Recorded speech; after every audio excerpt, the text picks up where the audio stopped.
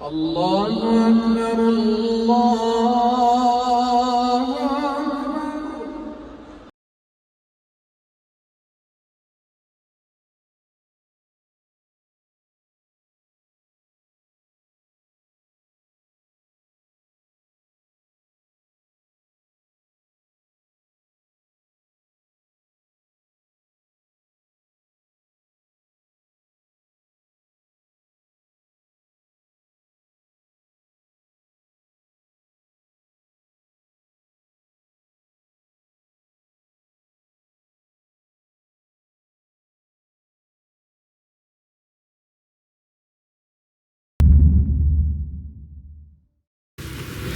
Elhamdülillahi Rabbil alemin ve salatu ve selamu ala eşrafil enbiya vel murselin nebina Muhammedin ve ala alihi ve sahbihi ecma'in. Amma ba'd.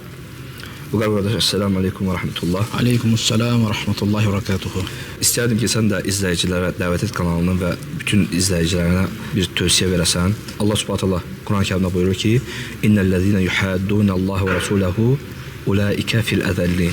Bu aya barədə biraz fayda ver. Bismillah, elhamdülillah, ve salatu ve selamu ala Resulillahi ve ala alihi ve sahbihi ecma'in, amma ba'd. Mən də hər birinizə salamlayıram, həmçinin kanalımızın izləyicilərini və bütün bizi dinləyənləri. Aleykümselam ve rahmetullahi ve berekatuhu deyirəm. Ayə Mücadilə surəsi 20-ci ayədir.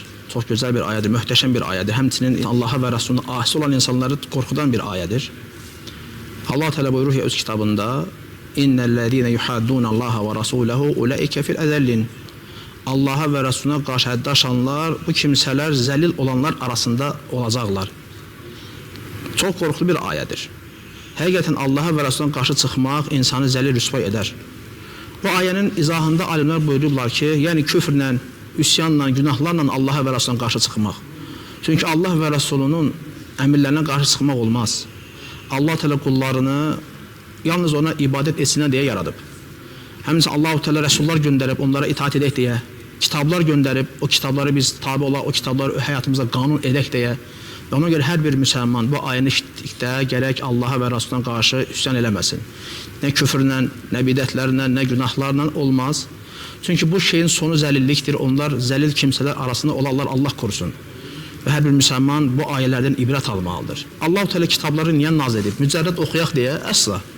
Allah-u Teala kitabları ona görə nazil edib göndərir ki, biz o kitablara oxuyaq, əməl edək və bununla nicat tapaq. Bəli, qurtuluşdur. Allaha və Rasuluna tabi olmaq qurtuluşdur.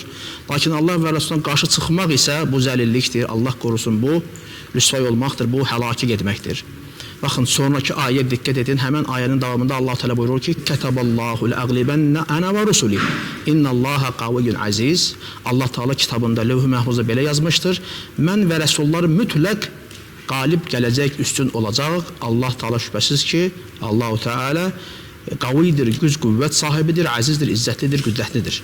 Bu onu göstərir ki, Allah və Rasuluna qarşı çıxmaq sonunda məğlubiyyətdir. Təbii ki, əgər insanlar, müsəlmanlar Allah və Rasul tabi olsa, Allah Teala onları gücləndirəcək, qüvvətləndirəcək və onlara qələbə bəxş edəcək. Bu danılmazdır. Biz bunu tarix boyu görmüşük. İslam tarixdən nəzər yetirində görürük ki, nə vaxt ki müsəlmanlar izzətli olublar, dinlərində möhkəm olublar, Allaha və Rasuluna tabi olublar, Allah Teala onları həmişə qalib edib. Həmişə qələbə qazanıblar. Lakin Allaha və Rasuluna asi olduqları müddətcə onlara görəsən, yəni belə deyək də, məğlubiyyət gəlir.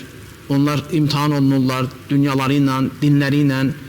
Səbəb Allah və Rasulundan uzaq düşməkdir. Onların əmirlərindən uzaq düşmək, kitabından uzaq düşməkdir. Ona görə hər birimizə tələb olunan Allaha və Rasuluna iman gətirməkdir. Zaten biz imtahan diyarındayıq. Təbii ki, hər kəs imtahan olunacaqdır. Bu demək deyil ki, insan iman gətirdikdən sonra imtahan olunmasın. Lakin səbr edərsə qələbə qazanacaq. Bəli. Baxın, Allah Teala Ənkəbut surəsində buyurur ki: "Əhəsbən-nəs əyyutrak əyyəqul əmənnə və hum la yuftanun." İnsanlar biz iman gətirdik dedikdən sonra tərk olunub imtahan olunmayacaqlarını mı sanırlar, güman edirlər? Sonra Allah Teala nə deyir? "Və laqad fətənnəl-ləzîne min qablihim." Biz sizdən öncəkiləri də imtahan etdik.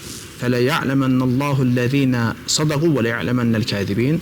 Allah beləcə sadiqlərlə yalancıları bilmək istəyir. Bəli, kim sabit qalacaq, kim sabit qalmayacaq yalancıdır.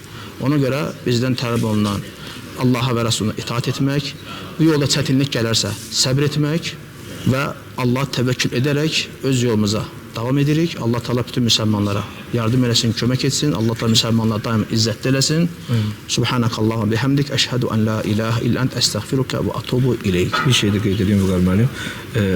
Allah və Rəsuluna qarşı çıxanlara daim görürük ki, bu dünyada da zəllil oldular.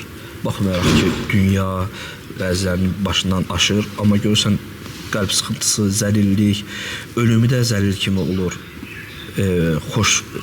Pis bir sonluqla ölür. Və axirətdə də Allahın əzabı görür. Və Allahın vədidir. Bəli.